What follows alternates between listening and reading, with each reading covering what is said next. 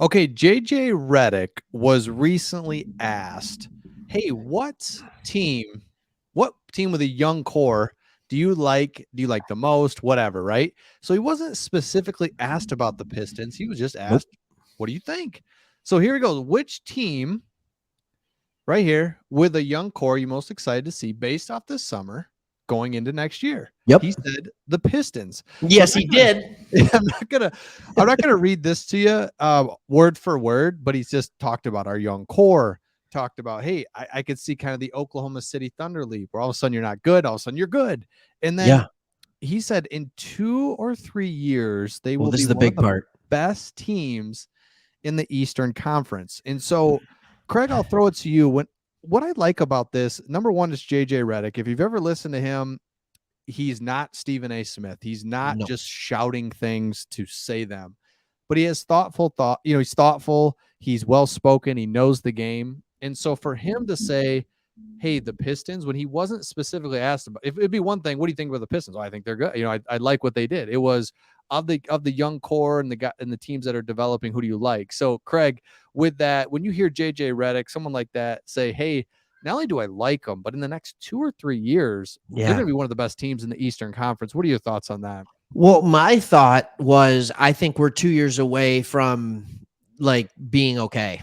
Like I Mm, just thought next year would be another struggle year. And then the year after that, it's like, all right, let's play for the playoffs. Like let's get to the playoffs. So to hear him say that that would be the timeline to be one of the best teams in 2 or 3 years, I think he probably meant three. But what I'm intrigued about is he sees elite talent because you don't become one of the best teams in the Eastern Conference unless you have two or three guys that are balling out. And yes. I think that's what I see the most. That's what I'm the most excited about. And we've talked about this in a Lions video that we did recently too. When you have multiple people from national media, and I don't put too much stock into the national media, but when Detroit gets recognition nationally, that's different because they don't want to talk about us. We're not a huge market. They Mhm. want to focus on New York. They want to focus on Miami and LA. Like they want to hit these big market areas that are going to drive ratings. So when he's saying things like, no, the Pistons are a team that you have to watch out for. I'm excited about that. Yeah, I'm really, really excited because, like, again, it's multiple people on the national side that are saying, Pistons, you have a bright future, period. absolutely. And he goes on to say, well, Caruso said, "Wow, that's big," and he says, "To me, it's dependent on Cade," and he makes a good point. Like, I don't think he's going to be a Luca or like just a top one or two, but he needs to be our number one franchise level guy. And Yeah. so, Craig, do you agree with that? Like, we've kind of said we this is all kind of dependent on Cade. You're the guy, and then we've added really good pieces around you. But is that how you feel too? Like, I don't need a bunch of really good guys. I need Cade to be great, and then I need good guys. Does that make sense, or is that not quite how you see it? Yeah, I think either way works, if I can be honest. Mm-hmm. I think like um the Athletic does this thing every year where they put out tiers of players and they have your top 8 and then the next tier and then the next tier, and you have like a Steph Curry led Golden State Warriors team. He was rated as the 5th best player in the NBA based on all the stats, all the numbers and things like that. Then you have the team they're playing against, Boston, who's an elite basketball team. Jason Tatum was 9. So they didn't have a guy in tier 1, but they had Tatum in tier 2, and in tier 3, somewhere in the 20s, they had Jaylen Brown. So I think like if Cade doesn't become a top 10 player in this league, as long as Jaden Ivey or Sadiq Bey or Jalen Duren, if one of those guys becomes a tier 2 player or two of those guys become tier 2, tier 3 players, you still can have a championship caliber team. There's more than one way to do it. But yes, if Cade becomes a number 1 top 10 guy, yes, that is the easiest way. Absolutely. That's the clearest path to Yes. doing it. So that I love you said it earlier. I love hearing you don't just hear one-off things. It's a lot of national people saying, "Man, you Yeah. can't deny it." And then when we saw Jaden Ivey in summer league, it's like, "Okay.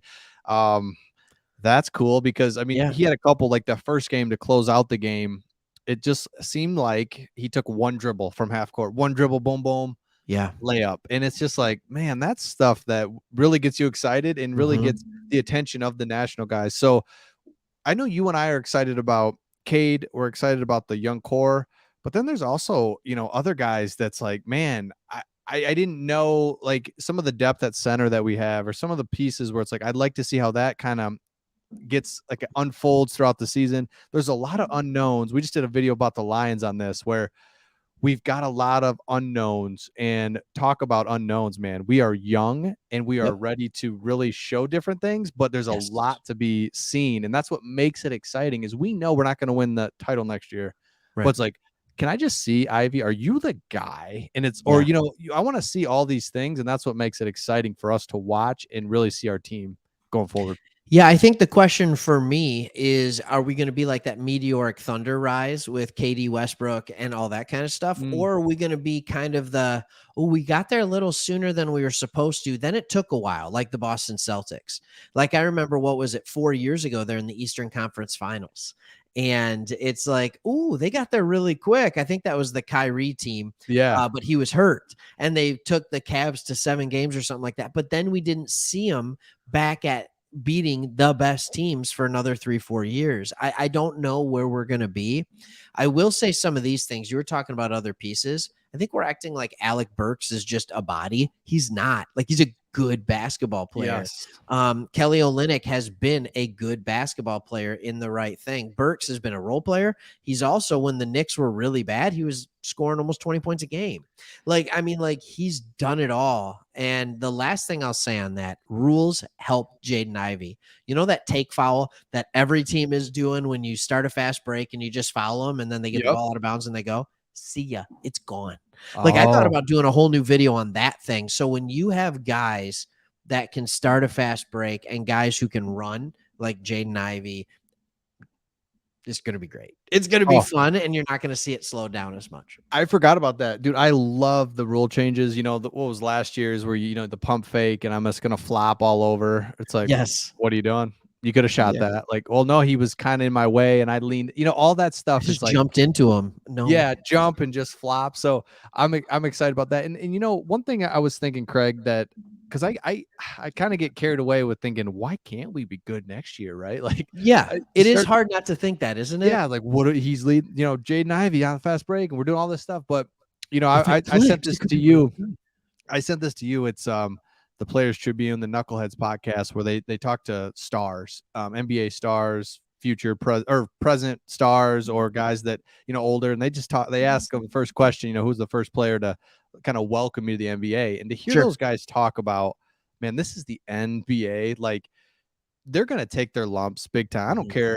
I mean, like I said, there's Hall of Famers talking about, man, I'm telling you, and they name, what I love about it is they name kind of no-name players. So my whole point in saying this is Summer League was great. It's gonna be tough at times, but we're really looking for and just want to see these guys play well, because like you said, national media is seeing it. We want to see by the end of the year, okay, yep, it's there, and now we go, versus, man, Ivy didn't shoot it. Like, we're excited about that, but I think I need to pump the brakes, because I'm thinking, why can't this be our year? Well, it's not that easy, especially in the NBA, when it's like you can give the ball to LeBron, and now LeBron has the ball, and it's less like team-oriented football where everything has to go well, versus now LeBron has the ball, and he's going to go and dunk it on you, and it's like, oh, shoot. So I kind of went a little rant there, of just not rant, but just trailed off on basically, I love what we're doing. I know I need to be more patient. I know that, but we have someone like JJ Reddick knows the game, saying it's only a couple more years. Not far off. Great. Yeah. Yeah. And I think the other thing that people don't realize, and this is why we say 2 to 3 years and not next year, 2 things take a lot of time, but one of them, and it's hard to see to the average NBA fan. It's even hard for me to see it at times. Young players struggle defensively. They struggle with defensive rotations, when to help, when not to, like overcommitting. I mean, we saw Cade was uber aggressive, just fouling like crazy last year. As smooth and as easy as the offense looked for him defensively, he's fouling all the time, and he's over helping, and he's doing some of these things. Like Jalen Duren is going to have to learn that. Jaden Ivey is going to have to learn that. Like, Sadiq Bey is still learning that. And so I just think like that's one of those things where there's going to be nights where it feels like it's just a layup line against us. And even though we're going to be exciting, there's going to be nights where we're just absolutely awful. And I think there'll be enough of those early on in the season where it'll be too much to make up in the back half of the season to be really uber competitive. But we have a few months to figure that out. These guys are working on their games right now. I'm excited to see what they look like when they come out. But until then, just like, man, let's just think about what could be. And you're not watching the Pistons this year to see if they win. You're watching for development. Does Cade show signs of being the dude? Does Jaden Ivey show flashes and signs of like, yep, I'm going to be number 2, or hey, Cade, take a back seat, I'm your guy. Right. I mean, like, and is Jalen Duren just sitting in the G League all year, or is he playing up with the Pistons, making a difference, understanding defensive rotations? I mean, there's so many things to watch. It's just so much fun. Mm-hmm. Just don't get hurt, people. Don't get hurt. And that's what we talk about with the Lions and the Pistons. They're really mirrored in their way of, we got to see some things. It looks good. We're young. And you made a good point in a Lions video. Remember when the days of like, yeah, it's a way different feeling of like, let's see if Blake Griffin can carry us. He's 29 and he's injured, and let's see what these young guys, what's that ceiling? Like, that is such a better feeling than trying to rely on a vet and KCP. Like, all right, what you got, man? And he's like, I don't know. Yeah. And he's going on. It's just, dude, come on. So, well, as much as I loved Blake, Cade Cunningham is better suited to be the best player on a championship contending team. Absolutely. I just think he is, because you have the ball in his hand more. Blake Griffin was an aging star, but like he'd already proven if he couldn't win with Chris Paul, like how is he going to come to Detroit with Reggie Jackson?